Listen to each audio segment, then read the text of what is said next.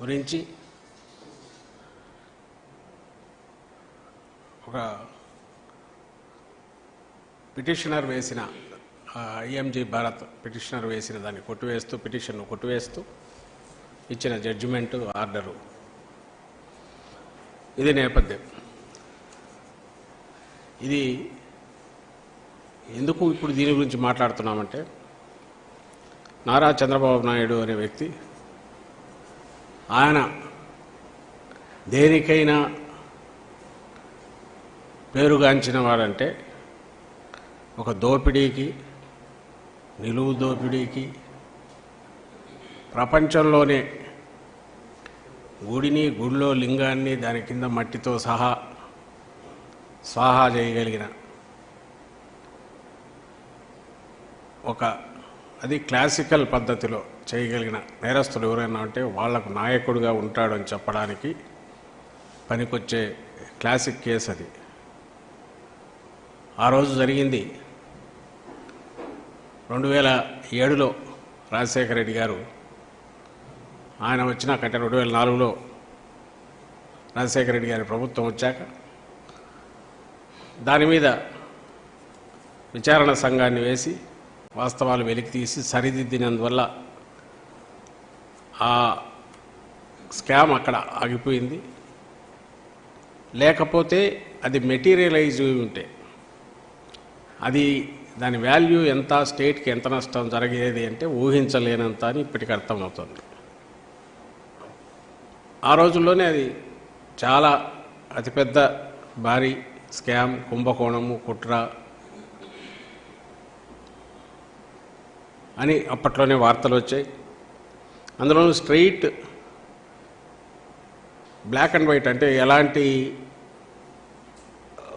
20 మంది 50 మంది ఉన్న కుట్ర కాదు, లేక వ్యవస్థలో ఉండే లోపాలను వాడుకొని గడ్డి స్కామ్ గోదాన్లా కాదు, కింది వరకు అవినీతి జరిగింది కాదు. ఒక్క వ్యక్తి రాష్ట్రానికి నాయకత్వం వహిస్తున్న, ప్రభుత్వానికి హెడ్గా ఉన్న, పెద్దగా ఉన్న వ్యక్తి ఆయన అవినీతికి పాల్పడితే నేరుగా ఎట్లుంటుంది, అందులోనూ అతను అత్యాశాపరుడై, దురాశాపరుడై చంద్రబాబు నాయుడులాగా ఉంటే ఎట్లుంటుందనే విశ్వరూపం చూపించిన కేసు అది. సరే, ఈరోజు అది సహజంగానే ఒక సాక్షిలో వచ్చినట్టుంది, ఇంకా మిగిలిన 1-2 మీడియాలో వచ్చిందేమో, కానీ ఎల్లో మీడియాలో అయితే నాకు తెలిసి ఎక్కడా కనపడినట్లేదు. తీర్పు ఆర్డర్ కాపీ కానీ ఆ తీర్పు గురించి వార్త కానీ ఉన్నట్లేదు నాకు తెలిసి.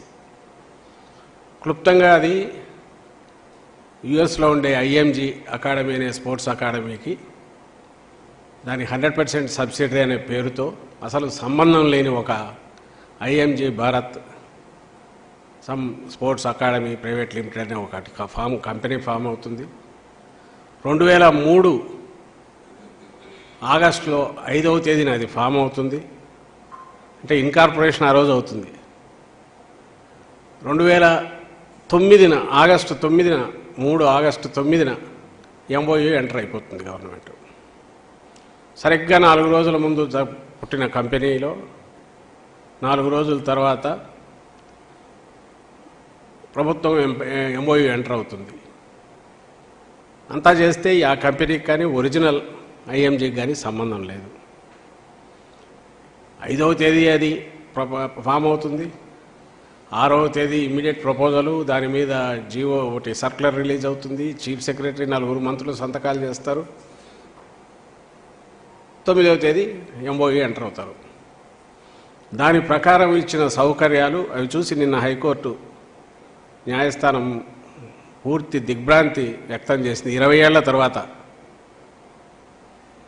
2003 ఎండ్లో 4లో జరిగిన ఆ రోజు ఆ కుంభకోణం,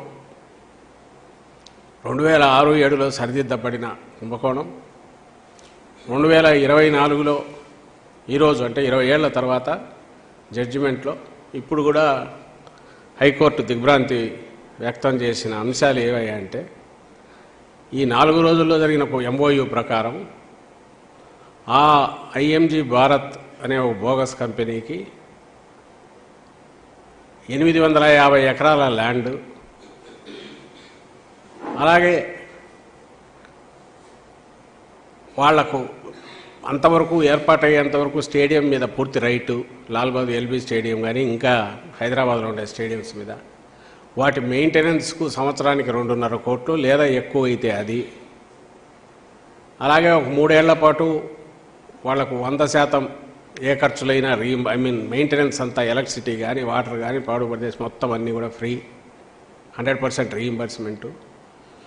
రాష్ట్రంలోని స్టేడియంలో వాళ్ళకి కావాల్సినవి తీసుకోవచ్చు. ఫస్ట్ రైట్ ఆఫ్ రిజెక్షన్ వాళ్ళకే, వాళ్ళు వద్దనుకుంటేనే గవర్నమెంట్కి ఉంటాయి. ఇంకా దానికి కొసరు కింద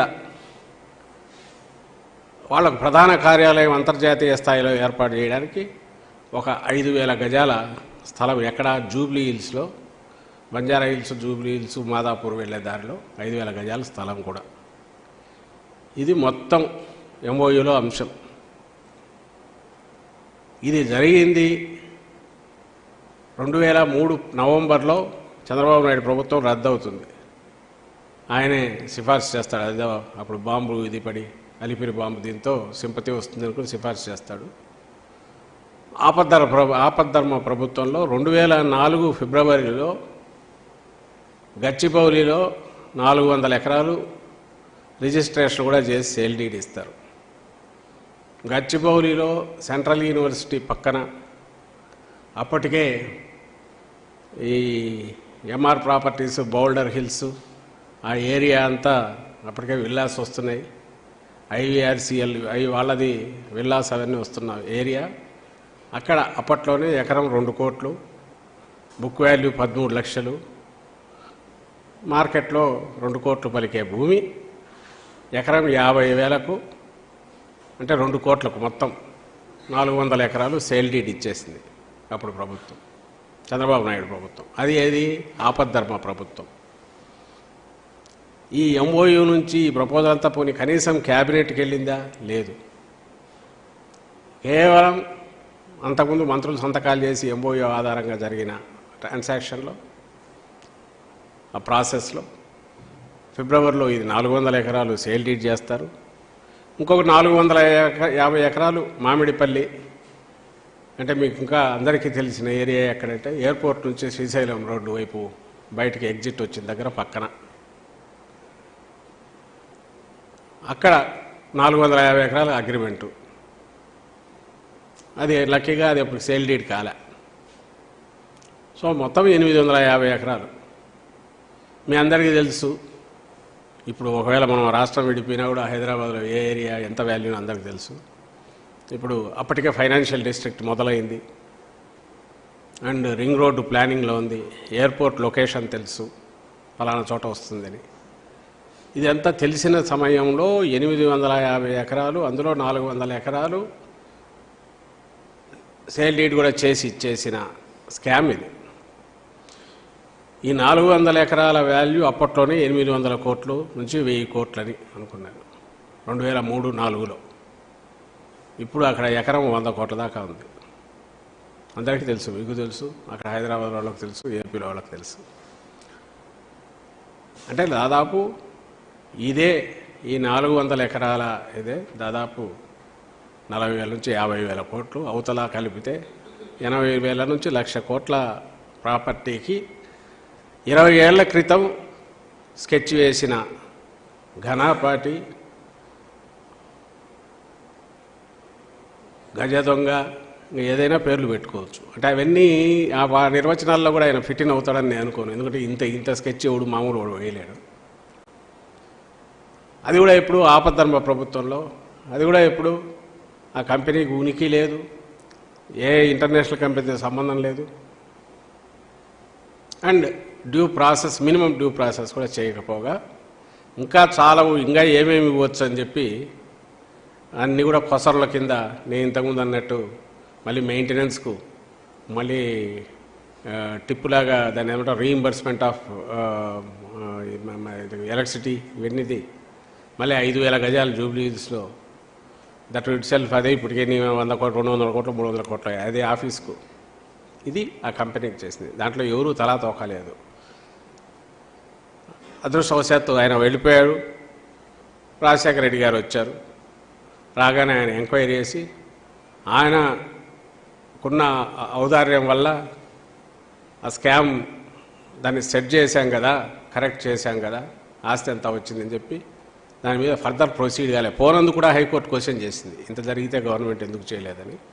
అది ఆయన ఔదార్యం ఆ రోజు, లేకపోతే అప్పుడే ఈయన ఊచలు లెక్క పట్టాల్సి వెళ్లాల్సిన వాడు చంద్రబాబు నాయుడు. ఇది ఆ రోజు కేసు జరిగింది. ఇక్కడ చెప్పదలుచుకుంది ఏదంటే, మీకు ఆ రోజు నుంచి ఆయనకు మళ్ళీ అవకాశం వచ్చింది 2014-19లోనే. అప్పట్లోనే ఆయన ఎలాంటి స్కెచ్ వేశాడనేది ప్రూవ్ చేసి జాతీయ స్థాయిలో అంతర్జాతీయ స్థాయిలో కూడా ఒక ఎప్పటికైనా హిస్టరీలో నిలిచిపోయిన స్కామ్స్టర్ ఎవరన్నా ఉన్నారంటే అలాంటి అతి కొద్ది మందిలో ఈయన పేరు కూడా పెట్టగలిగిన, చంద్రబాబు నాయుడు పేరు పెట్టగలిగినంత ఘనత అప్పట్లోనే సాధించిన వ్యక్తి. అప్పటికి ఇప్పటికీ ఏమీ మారకపోగా అంతే క్రూడ్గా అలాగే చేస్తున్నాడనేది మనకు కూడా 2014-19 మధ్య కూడా ఆయన అదే నైజం చూపించాడు. సేమ్ అదే టైపు.